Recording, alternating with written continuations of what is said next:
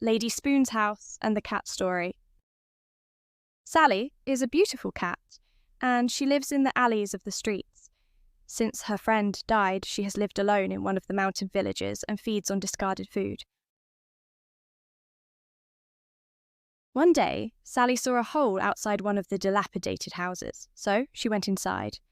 To her surprise, the house was filled with large cooking pots, and when she entered, an old lady saw her there. The lady said to her, "Come closer, cat. I will pour you some of it." Hence, the cat approached her and started eating. And then the cat watched the lady cooking a large pot of food and serving it with the help of a giant spoon to a row of children. The children were dressed in poor and dirty clothes, and the lady was kind while serving food to the needy children despite her dilapidated house.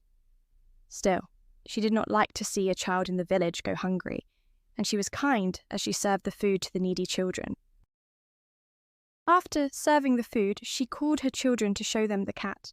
The children loved it and asked their mother to stay with them, so the mother agreed. At night, the cat heard the mother crying and praying to God to relieve her illness because her children have no one else except her. The cat was very moved and went to get some air outside.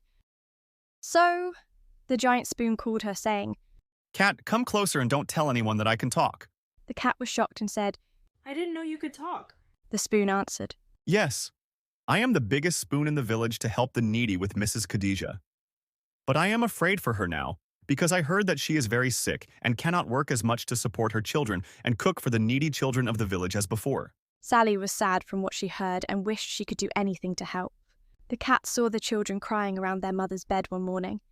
So the cat approached and heard Mrs. Khadijah say, "I can't get out of bed today and go to work. My body hurts, and I don't have money to buy medicine or food. Please forgive me."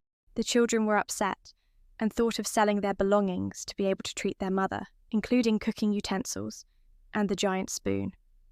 The spoon was very sad when she heard the news from Sally, the cat, and she prayed a lot to God to keep her in this house, to provide food for the needy. One day, a big cart with a miner passed by, and he saw the giant spoon and said to himself, "This spoon will help us cook food for the miners." So he bought it from the children. Then one of the children offered to take the cat as well because they could not feed it anymore. They went with the miner in his cart, and when they arrived, they saw a large mine of gold. A beautiful young man with beautiful clothes approached the miner, and the young man asked him curiously, "How did you get this spoon? Isn't it the spoon of Lady Khadijah?" He told him that he saw children who looked like they needed money, so he bought the spoon from them. Also, they gave him the cat because they could not feed it, so the young man asked him to take him to the children's house.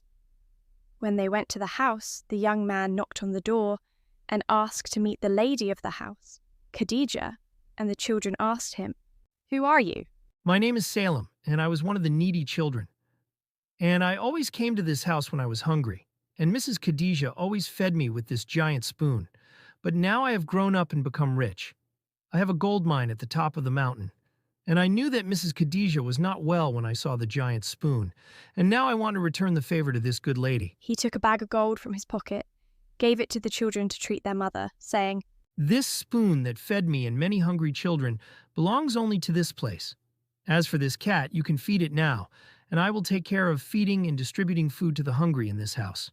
Years later, the young Salem turned Mrs. Khadijah's house into the largest house in the village.